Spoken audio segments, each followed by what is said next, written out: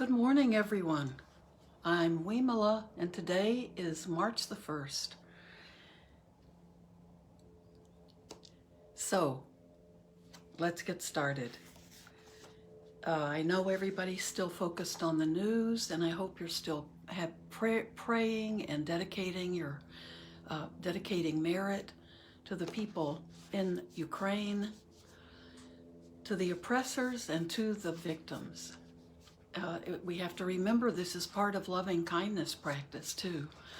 We can't leave out the people, the beings we think of as oppressors. When we send loving kindness, when we send compassion, we're sending it out to all beings. And however they're being affected, we're working from both ends, right? We're working to help. Marianne Williams had a beautiful prayer, and I posted it on Facebook. But so many people now are mentioning and we're recognizing that we need to be not just taking care of and praying for our side, if we want to call it that, the victim, wanting to have compassion for the victims, but we need to have compassion for the oppressors, the ones that we feel are raging the war and causing it. They need kindness and compassion just as much as the victims. It may be at a different level, but that's what we're aiming for. That's part of our practice and our basic daily practice. So we have to extend it all the way out. So that makes it harder. That makes it harder for us. It's so much easier if we can just write off the oppressors. But we're going beyond this duality. We're going beyond the good and bad. We're reaching out to everything. So today we're going to read more about voidness, about not self, and what that concept means and why it's so important. And it's exactly important for this very reason. If we think about what we identify with, what we think of as this is a good thing and this is a bad thing, it's the same thing. Picking sides, right? So, we are in the chapter Not Clinging to Anything, and we're reading this chapter hopefully a little slowly because this is really explaining about Dhamma, what is Dhamma, and we're realizing that all things are Dhamma and all things have that quality of sunyata, so everything is voidness. So his last equation that Buddhadasa Bhikkhu in his book, Heartwood of the Bodhi Tree, his equation, he says to think in terms of logic. This was the last section we read. All things equal Dhamma, all things equal voidness. Dhammas equal voidness. We can express this in any number of ways, but the important point is to understand that there is nothing apart from nature, and all nature is voidness, is sunyata. Nothing whatsoever should be grasped at or clung to as being I or mine. So from this, it can be seen clearly that voidness is the nature of all things. Only by ending every kind of delusion can sunyata be discerned. To see voidness, there must be panya, which is wisdom, that is undiluted, pure, and true. That was the end of the section we just read. So, and I want you, when we read about this, think about this in terms of what's going on in the world today. Just add another layer to what we have to understand. It's difficult enough to understand not clinging to anything, right? And the concept of sunyata. But now add on the category of what we see in the world today. There is a further category of dhammas, and remember in Sanskrit this is dharma. The Dhammas of avijja, of false knowing and delusion, which are reactions arising from the contact of the mind with the world of materiality. Materiality, I was right. As we said earlier, when the mind or a mental Dhamma comes into contact with a material Dhamma, a reaction of feeling takes place. That experience may follow either the path of ignorance, avijja, or of clear, correct knowing, vijja. The direction taken depends on the external conditions and the nature of that group of concocted things, the sankharas, that make up the experience. They're just more dhammas of ignorance, causing grasping and clinging to an illusory self and to things as belonging to self. Don't forget that they're just dhammas and that their true essence is voidness. Ignorance is sunyata just as much as our wisdom and nibbana. If we look on them all as being dhammas, dhammas are phenomena, dhammas are nature, dhammas are things. If we look on them all as being dhammas equally, we will continually see their voidance of self. Dhammas of this level, even though they are one and the same thing as voidness, may still result in ignorance, may still cause the illusion of self to arise in consciousness. So we should be wary of the dhammas of the grasping and clinging kind and the dhammas of ignorance, which are also included in all things. If we really understand all things, this ignorant grasping and clinging won't take place. If we don't understand them and just blindly follow the influence of our animal instincts, which are stupid and deluded, we open the doors to the dhammas of ignorance over and over again. We are full of grasping and clinging as if it were an inheritance that has been passed down for an immeasurable amount of time. We can see that from the moment of birth we receive training from those around us, some of it intentional and some unintentional, solely in the ways of ignorance, solely in the ways of grasping at self and the belongings of self. Never once were we trained in the ways of selflessness. Children never receive that sort of training. They are taught only in terms of self. Originally, at birth, a child's mind doesn't have much sense of self, but it gets stirred up by the environment. As soon as a child opens its eyes or experiences anything, it's taught to cling to that thing as being my father, my mother, my home, my food. Even the dish that the child eats from has to be mine. No one else can use it.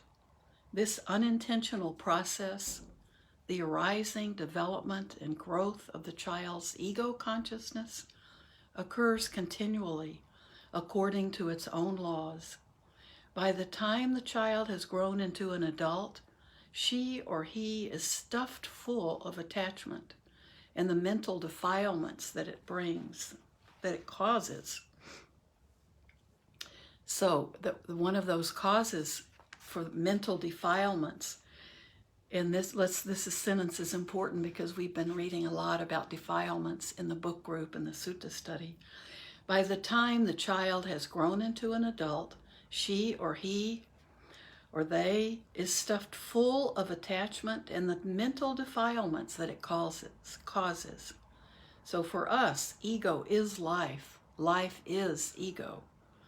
When the instinct of clinging to self is the ordinary life, that life is inseparable from dukkha. It is heavy, oppressive, entangling, constricting, smothering, piercing, and burning. All symptoms of dukkha, or suffering, stress. The dhammas of foolishness, delusion, and ignorance emerge continually because our culture and the way we live encourage the dhammas of ego, selfishness, and ignorance. They don't encourage the Dhammas of knowledge. Consequently, we undergo the punishment for our original sin. We are punished when we are continually misled by our seeming autonomy and the illusions of self without ever learning our lesson. The young aren't aware of this punishment. The middle-aged aren't aware of it, and even many of the old aren't aware of it. We should at least be able to realize it by middle age or old age, so as to escape the punishment, emerge from the cage of the cycles of birth and death, and reach the boundlessness of clarity, freedom, and peace. This is all a lot to take in, right? I'm going to read one more section and then we'll stop for today. But read, go back and listen and let it soak in, because this is really liberating teaching. Goodness and grasping. The fact is that if one grasps and clings even to goodness, that is dukkha. In this sense, that which the world assumes to be goodness is actually false or evil. Goodness is still dukkha. It has the dukkha appropriate to it. So it's still stress, it's still suffering. Goodness is still dukkha. It has the dukkha appropriate to it because it's not yet void. It's still busy and disturbed. Only when there is sunyata, that voidness, and one is beyond goodness, can there be freedom from dukkha. So if things are good or things are bad, there's vibration, there's that shaking going on. It's still busy and disturbed. If it's good, we don't want it to end. If it's bad, we want it to end. We want to get back to good. So we're always jumping, going from one end to the other. And that's why we're trying to move away from duality. Therefore, the main principle of Buddhism, as elucidated in the phrase, Sabbe Dhamma Nalam Abhinivesaya, is nothing other than the complete elimination of grasping at and clinging to things as being self, or as belonging to self. There is nothing beyond this. When we are completely identified with grasping, when we and grasping are truly the same thing, what can we do? Good question, right? I want to read that again. When we are completely identified with grasping, when we and grasping are truly the same thing, what can we do? Who can help the mind when it is in such a state? The answer to this question is nothing else but the mind itself. We have already said that there is nothing other than Dhamma. Dhamma, phenomena, things, nature, truth. Falseness is a Dhamma. Correctness is a Dhamma. Dukkha is Dhamma. The extinguishing of dukkha is a Dhamma. The tool to remedy dukkha is a Dhamma. The body is a Dhamma, and the mind is a Dhamma. Therefore, there is nothing other than Dhammas, which must continue according to their natures, depending on mechanisms within them. What we call good or evil doesn't matter. So think about that when we think about the war going on. If a certain person, when making contact with the world, increasingly develops along the lines of mindfulness and wisdom, we call that goodness or virtue, and that's punya. If another person, when making contact with the world, increasingly develops along the line of stupidity and delusion, we call that evil, papa. If we observe, we can see that nobody is born disadvantaged, Each one of us is born with eyes, ears, a nose, a tongue, a body, and a mind. Outside each one of us, there are the same forms, sounds, smells, taste, tactile sensations, and mental objects. Every one of us has the opportunity to make contact with these things, and we all contact them in exactly the same way. Why then do we split up into those who follow the path of foolishness, which is sinful and unwholesome, and those who follow the path of wisdom, which is virtuous and skillful? We are fortunate that the Dhammas, even the harmful ones, are actually a support for people. Suffering chastens us and makes us remember. We are like the child who tries to pick up fire and is unlikely to do it again once it has seen the consequences. With material things, seeing is easy, but when it comes to picking up the fire of grasping and clinging, the fires of greed, aversion, and delusion, most of us aren't even aware that we're holding any fires at all. On the contrary, we misguidedly believe them to be lovable and desirable, and so we are never chastened. We never learn our lesson. I think I have to read this next page or it leaves us really hanging. Okay, well, I'm going to finish this chapter because this next part is the remedy. Burning Dhammas. There is only one remedy, and that is to investigate the true nature of these Dhammas until we know that these Dhammas are fire. They cannot be grasped at or clung to. Then we are following the path of Satipanya. That's the mindful wisdom. Learning our lessons and remembering that whenever anything is grasped as I or mine, the fire is ignited. It isn't a fire that burns the hand. It's a fire that consumes the mind and heart. Sometimes it burns so deep within that we aren't aware that there's a fire at all. Thus we sink into the fiery mass that is the round of birth and death. That's Vata samsara. That's what we call samsara, which is the very hottest fire there is, hotter than a blast furnace. If we fail to look on things like a child who has grabbed hold of fire once and refuses to do it again, we can end up in the worst kind of furnace. The Buddha explained that when the painful consequences of grasping and clinging are seen, the mind will relax its grip. So the question is, have we seen the painful consequences of grasping yet? That's the question. That's a good one.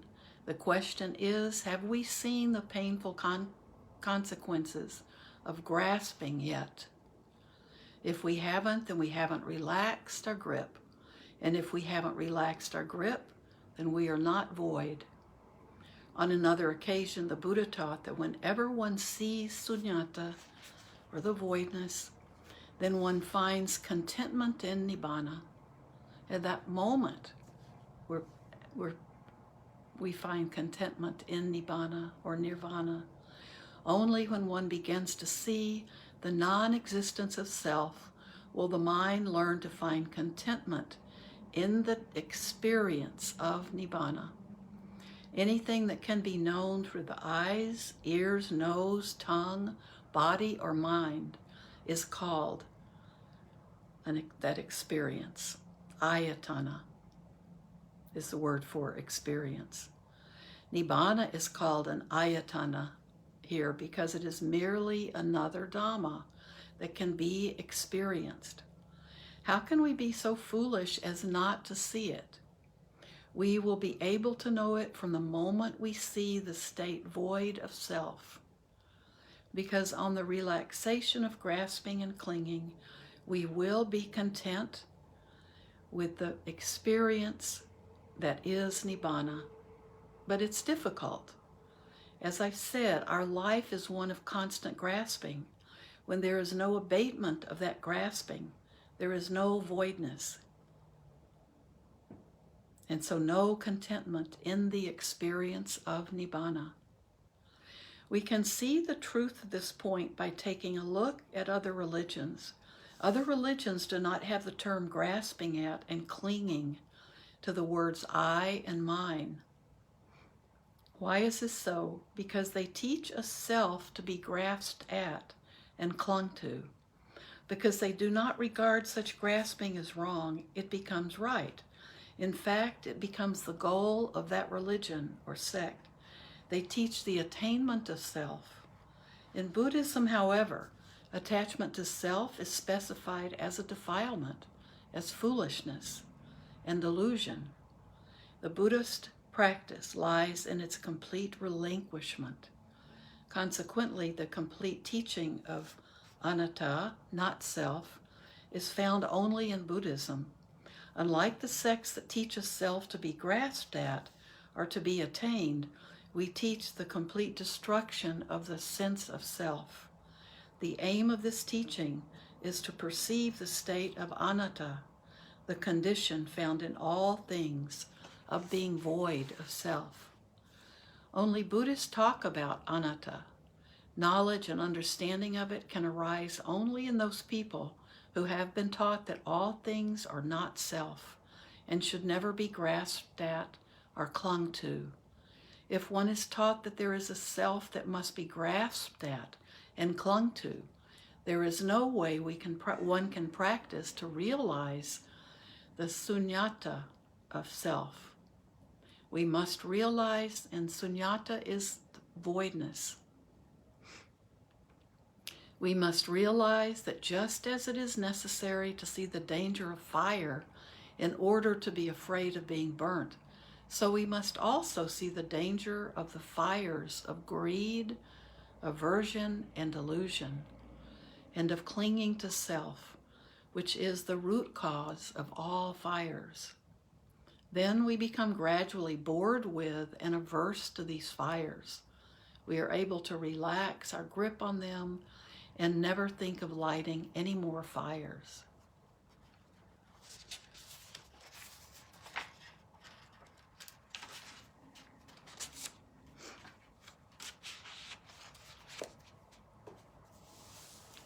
I kept thinking as I was reading when he talked about even as a child, even our dishes.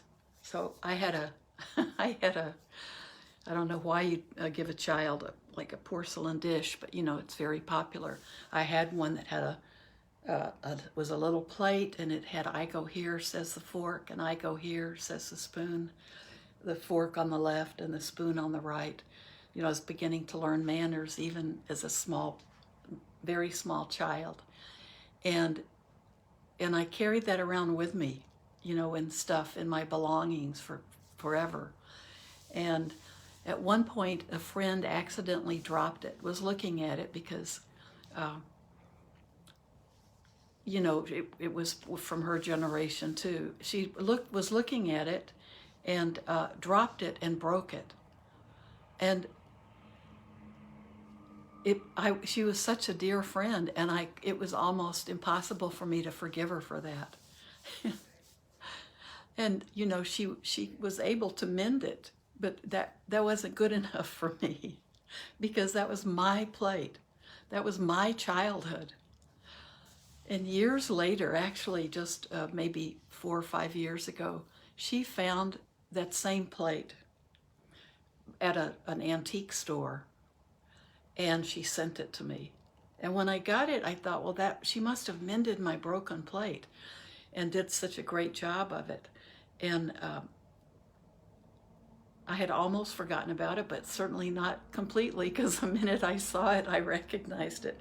And then I realized that wasn't my original plate, but she had found another one.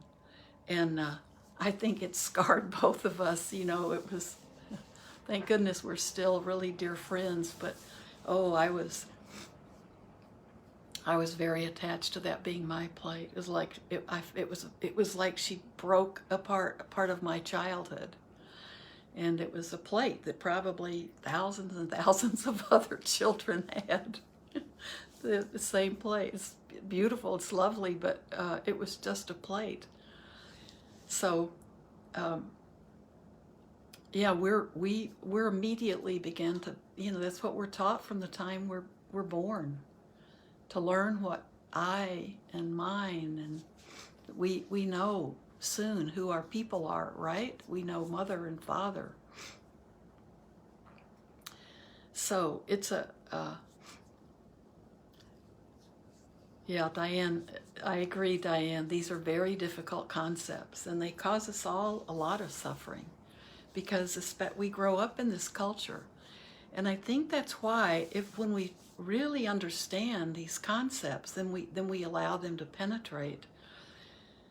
And like Buddhadasa says, hopefully it starts to happen in middle age and old age. That it's that difficult, We're just hopeful that by the time we die, some of this we understand and it penetrates us.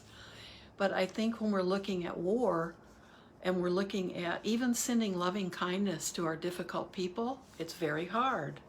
So how in the world do we send prayers to the oppressors of people in other countries, anywhere there's war and strife? And how do we send loving kindness and compassion to the people we think of as the bad guys? We don't want to do that. We feel there's something even wrong with that concept.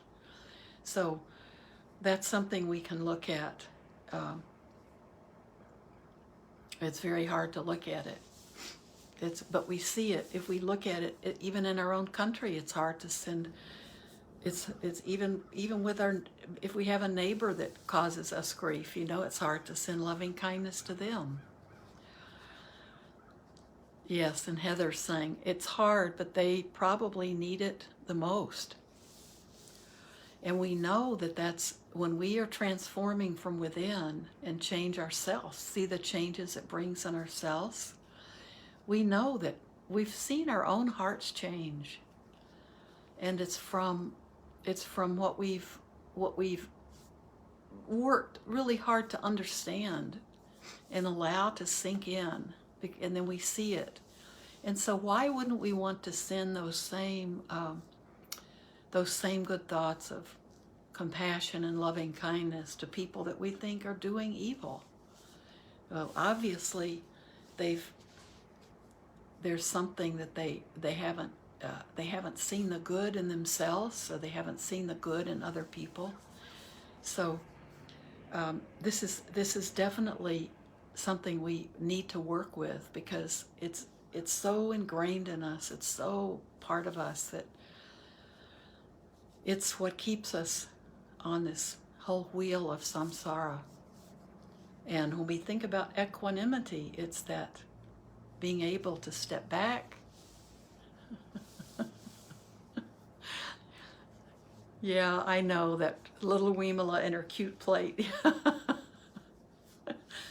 I still must have some attachment to it too, because it came up in my mind immediately. But yeah, we are attached to things. We are also attached to things and hang on to them because they are those, the pictures I have of my children and even other people's children on my refrigerator are pictures of them when they're young. And I have like 6 pictures of other people's children, and of Bo and Tiff's kids, and then pictures of my children's friends' kids, and my kids. They all are the same age. They're all little kids. They're elementary school or almost baby pictures. And that's what I have tacked on my refrigerator. We are attached to those old images, right?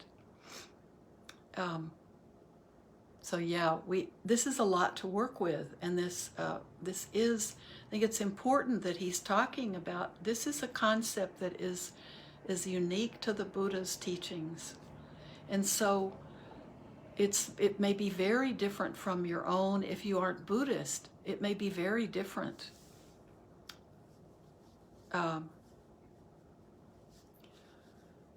Yeah, the comments people are making are wonderful. I'm getting distracted by those. So I think, let's see if we have time. We don't have much time, but let's at least end with by sending merit. May everything that we do and say and think today be done not only for the benefit of ourselves and our loved ones, but of all beings everywhere.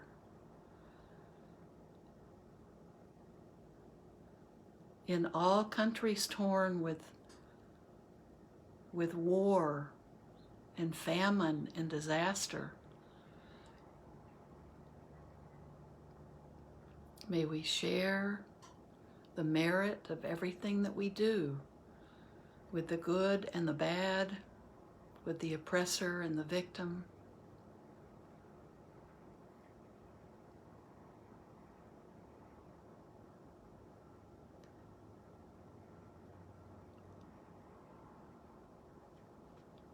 Letting go in our minds of that division. See all things as Dhamma.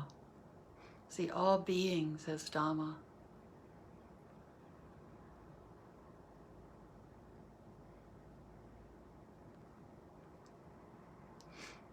So thank you, everyone. Wonderful comments. So I will see you Thursday. And have a wonderful day. A little bit gray here, but it's warm. It's for us. It's 40, I think. Okay, have a beautiful day.